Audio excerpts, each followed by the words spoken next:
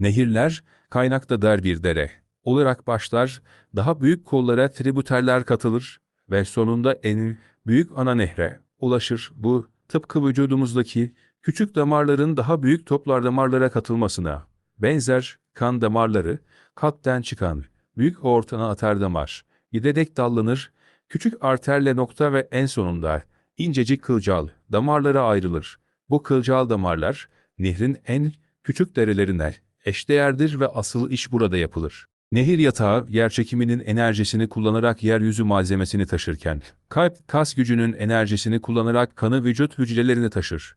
Her ikisi de ait oldukları sistemin hayatta kalması için taşıma ve dağıtım görevini üstlenen, sürekli çalışan temel yapılardır. Beyin, ormanın her köşesini birbirine bağlayan ve bilgiyi ileten yeraltı misal ağıdır.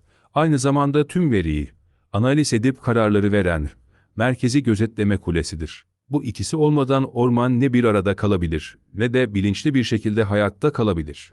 Orman ekosisteminde bir bataklık veya sulak alan sadece bir su birikintisi değil, tüm sistemin sağlığını koruyan, suyu arıtan, besinleri depolayan ve yaşam çeşitliliğini destekleyen kritik bir arındırma ve destek merkezidir. Karaciğer de vücutta tam olarak bu hayati ve çok yönlü sahiptir.